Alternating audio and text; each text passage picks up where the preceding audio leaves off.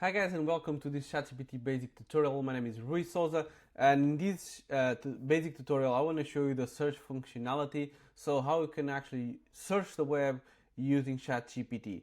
So this is a really cool feature if you want to improve and ask ChatGPT to go and grab more, I would say, fresh information. As you know, the ChatGPT itself only, and for a really long time, only had information for a specific date. So only until a certain year he had that. So if you want to ask him like what were like the top 5 news this week, he was not able to do it. Now with the search functionality you can actually do that, and you can use this to improve your prompts and your outputs as well. So we are on ChatGPT, of course, and here, as you can see, this button here with search the web, and you just click on it. It will be blue, and as you can see, it gives you some information. But you can do a lot of stuff like I don't know, like pizza restaurants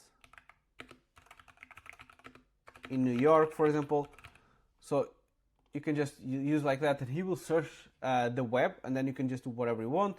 But it's really cool. It has fresh information, I will say, and I will show you in a really cool example. As you can see, even ChatGPT is improving now, and for example, with places, you can even check the places here with a map, and just drag to the right and see which ones are it. And you can even, you can see here the sources. So if I click here on the sources, you can see on the right side what type of sources he will grab the information for, which is really helpful for you to confirm the information. And as you can see, he grabbed a lot of sources to make these kind of, that I'll say, like the top 10 pizza in New York, right? So these are really cool. The search functionality, you just have to click on it and it will be live.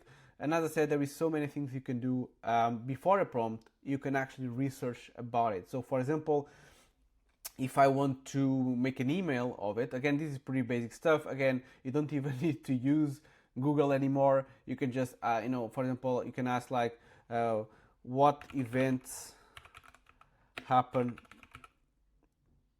next weekend on New York City that I can take my kids to it, for example.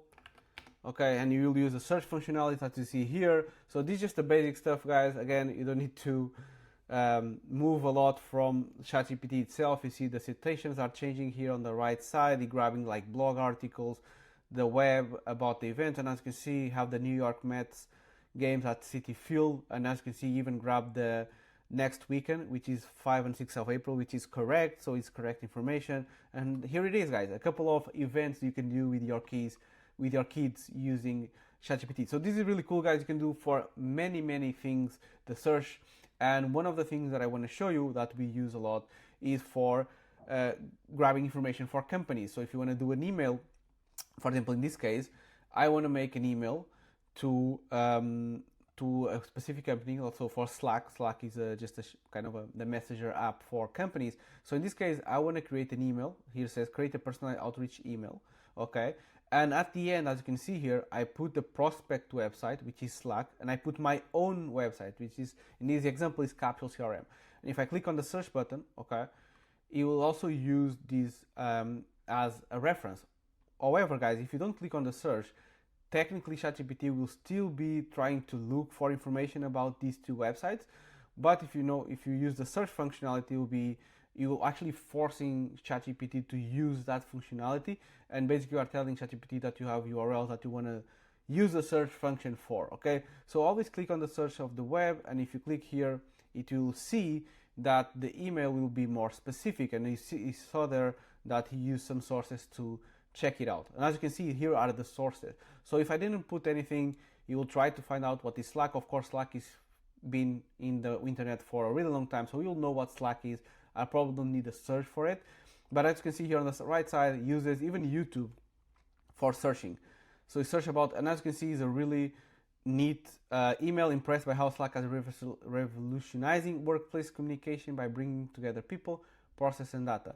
And then at Capital CRM, we believe our Reboot CRM, and even get some offers from my website, which is really cool. And as you can see, it grabbed some pages of my website. So you can use this functionality not only to improve whatever you have by searching your own website or your own product or searching for a competitor, searching for, imagine there is a database online that you want him to be based on, Wikipedia stuff. You can actually grab information or a citation for a Wikipedia, like use this website to improve it. So you can use the search functionality for a different variety of reasons, not only to search the web, as here, like pizzas, events, stuff about personalities, like even like for what is the AUDIT model framework for outreach, or like what is the best framework for sales.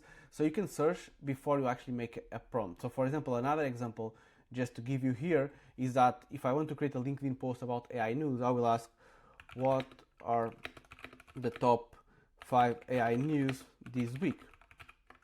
Okay, so before I do the LinkedIn post, I will ask him to search first. So this is a really cool tip, guys. If you want to improve or boost your prompting, always ask for some more research about before you actually do the prompt, because now I can just copy and paste all of these. Okay, and now I can say, give me a LinkedIn post about all these 5 news with this format, with this tone, blah, blah, blah. But as you can see, it grabs some information here for these sources. Again, it doesn't necessarily mean that these are the best sources, so be careful with that. Always try to double check if you really like it, and try to double check it. Again, it's not, I'll say, super 100% accurate, but I think it now more and more is getting better, and it grabs better sources.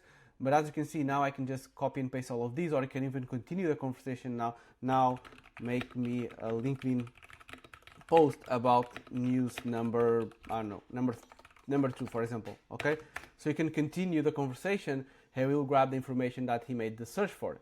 Okay, of course, as you can see, the LinkedIn is not good. It doesn't have any formatting, but as you can see, grab the second one, which is Google Gemini 2.5. Now, of course, I need to say my tone of voice, I need to give examples of my own LinkedIn, but you see the picture, right? It's just using the search function.